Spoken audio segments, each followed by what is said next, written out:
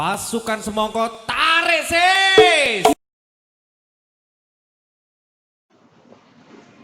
Hello everyone, bagaimana kabarnya hari ini? Semoga kita semua selalu sehat ya.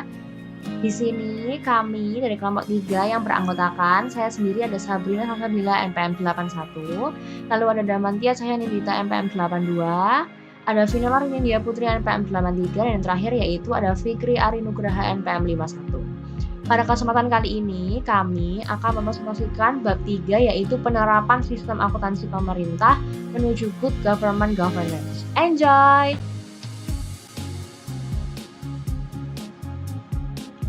Menurut World Bank, good governance merupakan suatu penyelenggaraan manajemen pembangunan yang solid dan bertanggung jawab, yang sejalan dengan prinsip demokrasi dan pasar yang efisien, penghindaran salah alokasi investasi, dan pencegahan korupsi, baik secara politik maupun administratif, menjalankan disiplin anggaran, serta penciptaan legal and political framework bagi tumbuhnya aktivitas usaha.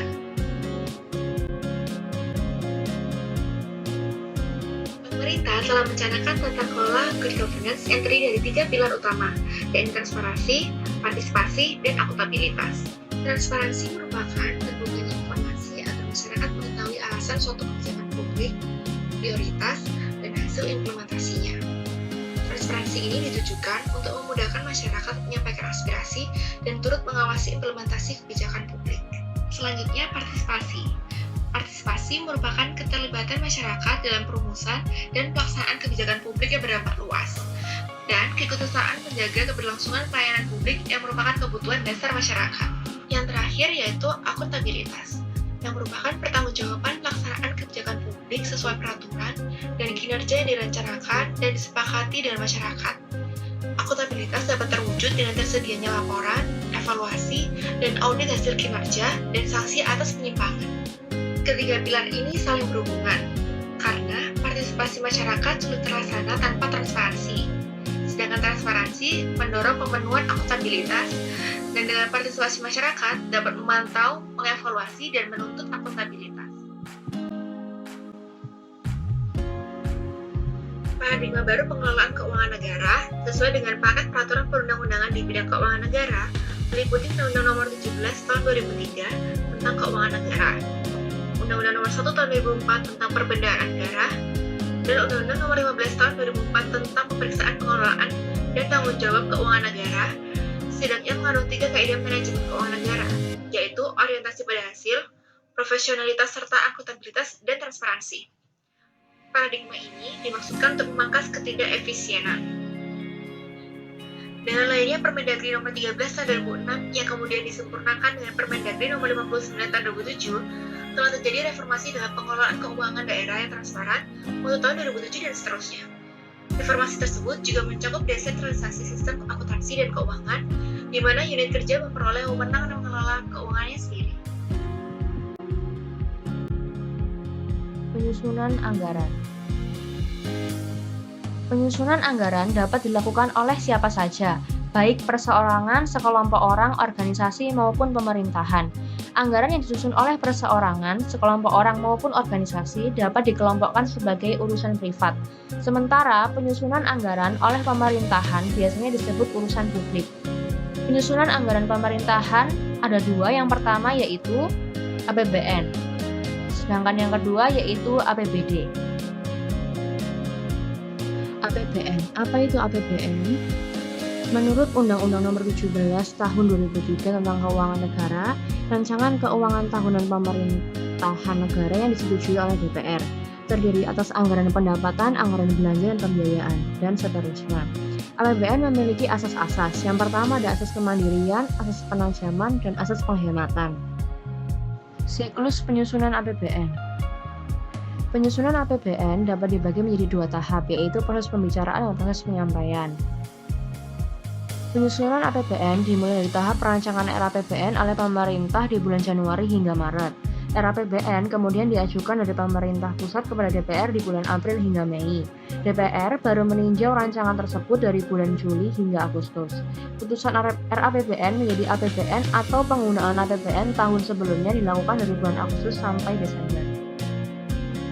Selanjutnya ada APBD. Apa itu APBD? Diambil dari Kementerian Pendidikan dan Kebudayaan Direktorat Jenderal Kebudayaan, APBD merupakan salah satu instrumen kebijakan yang digunakan sebagai alat untuk meningkatkan pelayanan umum dan kesejahteraan masyarakat di daerah. Menurut Permendagri Nomor 21 Tahun 2011, APBD adalah rencana keuangan tahunan pemerintahan daerah yang dibahas dan disetujui oleh pemerintah daerah dan DPRD, serta ditetapkan dengan peraturan daerah.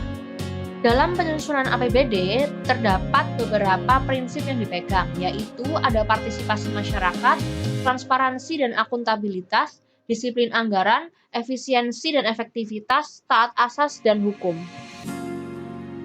Proses penyusunan APBD.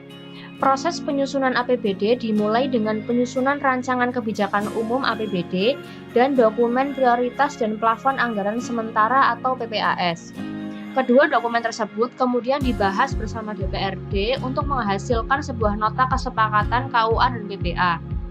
Berdasarkan nota kesepakatan tersebut, Kepala Daerah menyampaikan surat edaran yang berisi pedoman penyusunan RKA-SKPD yang kemudian ditindaklanjuti oleh SKPD-SKPD dengan melakukan penyusunan RKA-SKPD. PPKD melakukan kompilasi RKA-SKPD menjadi Raperda APBD untuk dibahas dan memperoleh persetujuan bersama dengan DPRD sebelum diajukan dalam proses evaluasi. Proses penetapan Perda APBD baru dapat dilakukan jika Mendagri atau Gubernur menyatakan bahwa Perda APBD tidak bertentangan dengan kepentingan umum dan peraturan perundangan yang lebih tinggi. Dalam kasus tertentu di mana DPRD tidak mengambil keputusan bersama, Kepala Daerah dapat menyusun peraturan Kepala Daerah tentang APBD. Laporan realisasi anggaran. Pengertiannya yaitu laporan pelaksanaan anggaran yang menggambarkan perbandingan antara anggaran dengan realisasinya dalam satu periode pelaporan. LRA memiliki tujuan, yaitu mengungkapkan kegiatan keuangan pemerintah yang memenuhi karakteristik kualitatif laporan keuangan. Selanjutnya ada pos-pos dalam LRA. Yang pertama yaitu ada pendapatan. Pendapatan terdiri dari pendapatan perpajakan, pendapatan negara bukan pajak, dan pendapatan hibah. Pendapatan ini memiliki pengertian penambahan ekuitas dan lancar pemerintah karena penerimaan yang berasal dari berbagai sumber. Yang kedua yaitu ada belanja. Belanja ini terdiri dari belanja operasi dan belanja modal. Pengertian dari belanja ini yaitu pengurangan ekuitas dan lancar pemerintah untuk pengeluaran yang ditetapkan dalam dokumen otorisasi kredit anggaran. Selanjutnya, saya akan menjelaskan tentang hubungan standar akuntansi dengan sistem akuntansi. Sebelum kita mengetahui bagaimana hubungan standar akuntansi dengan sistem akuntansi, maka pertama saya akan menjelaskan tentang apa sih standar akuntansi itu. Standar akuntansi adalah acuan dalam penyajian laporan keuangan yang ditujukan kepada pihak-pihak di luar organisasi yang mempunyai otoritas tertinggi dalam kerangka akuntansi yang dapat diterima secara umum. Sedangkan sistem akuntansi adalah prosedur-prosedur yang harus dilaksanakan untuk menghasilkan informasi yang dibutuhkan oleh pihak-pihak di dalam dan di luar organisasi. Jadi, bagaimana sih hubungan standar akuntansi dengan sistem akuntansi? Setelah mengetahui penjelasan tentang standar akuntansi dan sistem akuntansi sebelumnya, dapat disimpulkan bahwa hubungan antara standar akuntansi dengan sistem akuntansi yaitu sistem akuntansi harus dapat menyajikan informasi yang dibutuhkan oleh pengguna sesuai dengan standar akuntansi yang berlaku. Dalam hal ini, standar akuntansi yang digunakan adalah standar akuntansi pemerintahan atau SAP. Sistem akuntansi pemerintah daerah paling sedikit meliputi 1. Prosedur akuntansi penerimaan kas, 2. Prosedur akuntansi pengeluaran kas, 3. Prosedur akuntansi aset, 4. Prosedur akuntansi selain kas. Sistem akuntansi pemerintah daerah disusun berdasarkan prinsip pengendalian intern sesuai dengan peraturan perundang-undangan. Selanjutnya, saya akan memberi contoh tentang bagaimana pelaksanaan akuntansi keuangan daerah.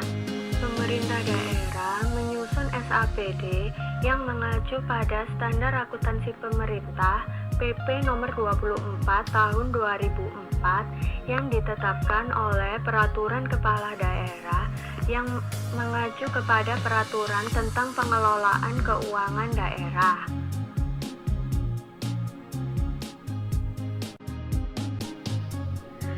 Selanjutnya, saya akan menjelaskan tentang sistem akuntansi pemerintahan. Sistem akuntansi pemerintahan harus dirancang sesuai dengan konstitusi dan peraturan perundang-undangan yang berlaku pada suatu negara. Sistem akuntansi pemerintahan harus dapat menyediakan informasi yang akuntabel dan auditable. Sistem akuntansi pemerintahan di Indonesia dibagi menjadi dua, yaitu yang pertama, sistem akuntansi pemerintahan pusat, dan yang kedua, sistem akuntansi pemerintahan daerah, di mana sistem akuntansi pemerintahan pusat atau SAPP memiliki pengertian sistem akuntansi yang mengatur operasi keuangan pemerintah pusat, sedangkan sistem akuntansi pemerintahan daerah memiliki pengertian yang sama dengan SAPP.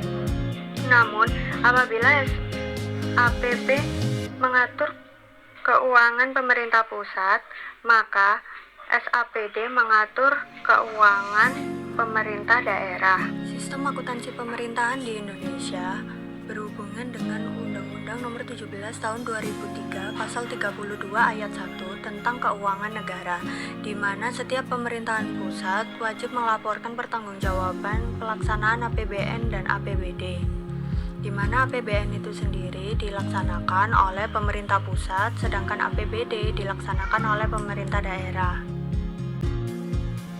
Lalu, apakah sistem akuntansi pemerintahan dapat mewujudkan good government governance? Menurut kelompok kami, sistem akuntansi merupakan alat elaborasi good government governance secara real. Dengan demikian, dapat disimpulkan bahwa sistem akuntansi pemerintahan dapat mewujudkan good government governance apabila sistem akuntansi pemerintahan dilaksanakan sesuai dengan standar akuntansi pemerintahan yang berlaku.